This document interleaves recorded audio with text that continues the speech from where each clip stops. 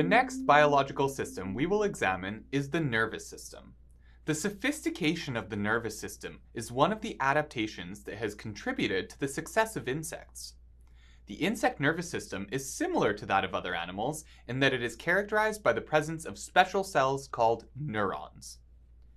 Neurons are cells that receive and send out electrochemical impulses. These impulses travel along neurons due to an electrochemical gradient across the cell membrane. This transmission is called an action potential. There are three major types of neurons. Sensory neurons receive stimuli from the environment and send this information to the central nervous system. Motor neurons receive stimuli from the central nervous system and transmit signals that stimulate muscles. Finally, there are interneurons, bridging cells which connect two or more neurons of any type.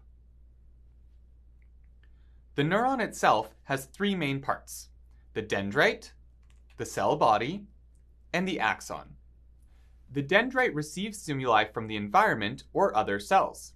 The stimulus is then transmitted as an action potential from the dendrite through the cell body, which contains the cell's nucleus.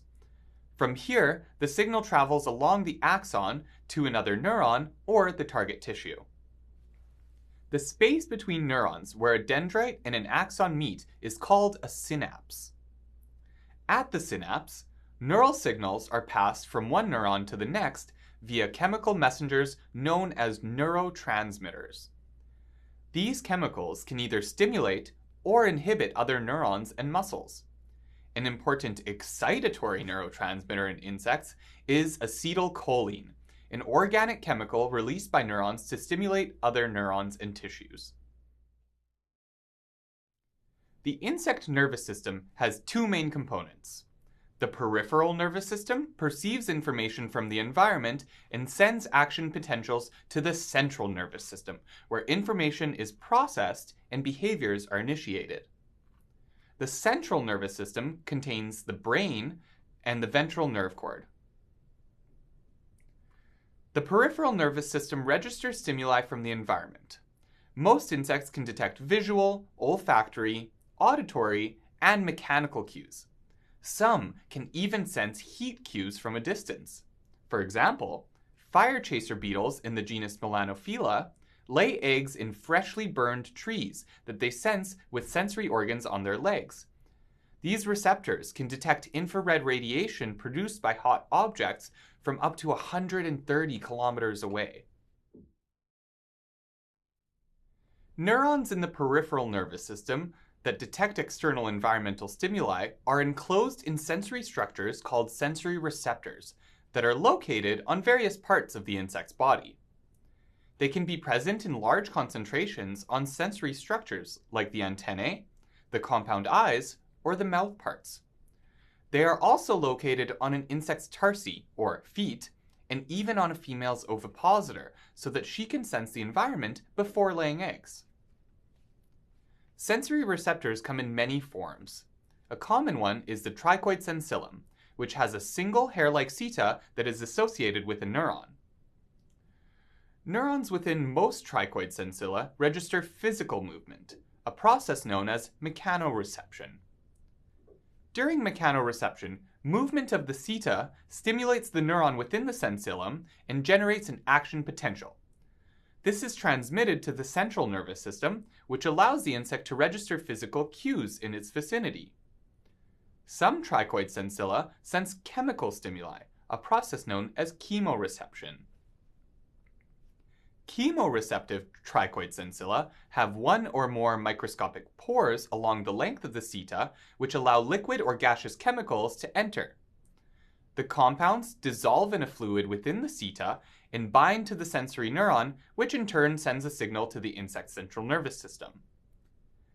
There are two types of trichoid sensilla that receive chemical cues: contact chemoreceptors, which detect substances dissolved in fluids, and olfactory chemoreceptors, which detect volatile substances in the air.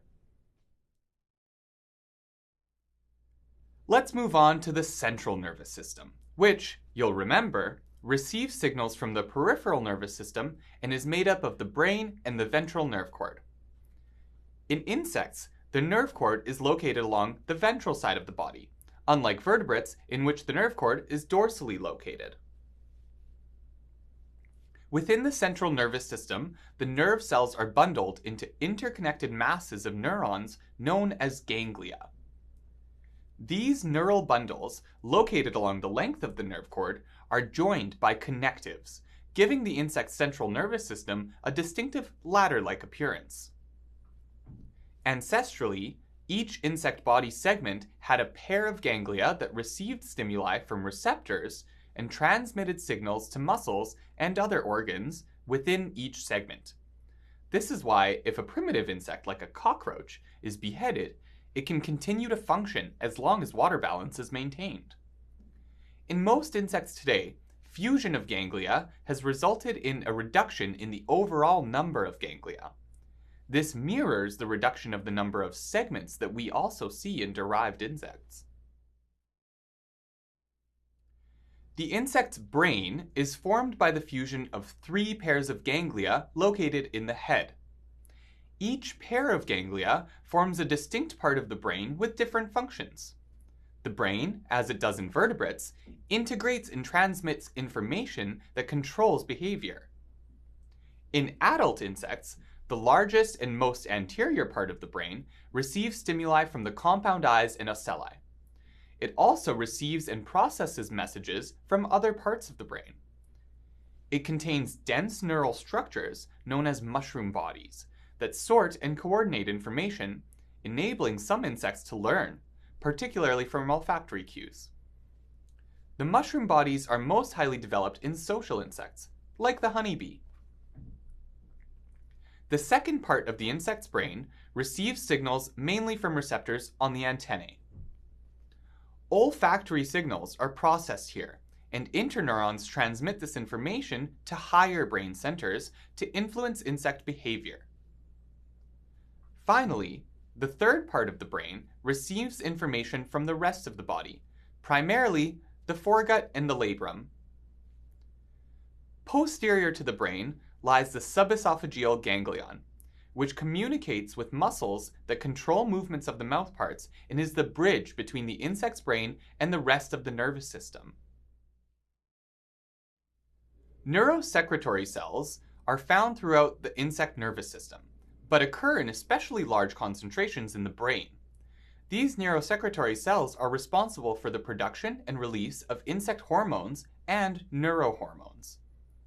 Neurohormones may promote further hormone production in other non-neural tissues like the endocrine glands. Examples of hormones that are regulated by neurohormones include ecdysteroids and juvenile hormone, which influence physiological processes in other tissues. Remember, ecdysteroids are important in the molting process of insect growth and development.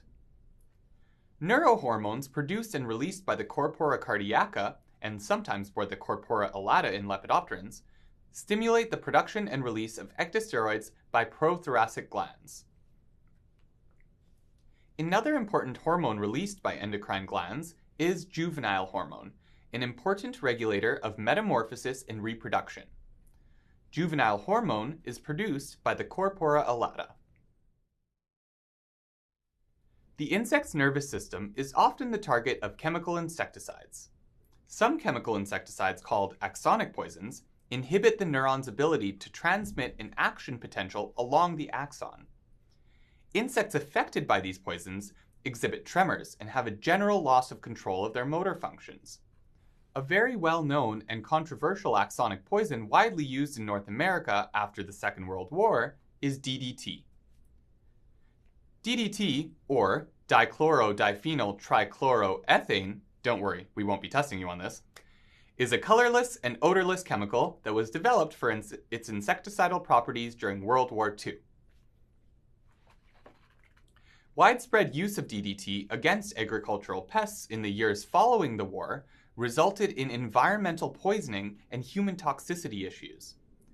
DDT was considered the major cause of sharp declines in bald eagle and peregrine falcon populations in the United States in the 1940s and 50s. Fortunately, the use of DDT has since been banned in most developed countries. it is still used against insect vectors to reduce malaria in some parts of the world. We will discuss how DDT affects insects in detail when we discuss pest control in a future module.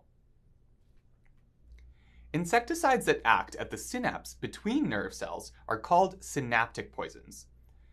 These poisons result in rapid nerve firing in the affected insects, which often results in restlessness, tremors, paralysis, and finally, death. The neurons of insects and humans function in the same way. As such, most insecticides that target the insect's nervous system can also affect people and other non-target animals. We hope you enjoyed this lesson on the remarkably complex insect nervous system. The next biological system we'll look at may be even more remarkable, and sometimes downright bizarre, the reproductive system.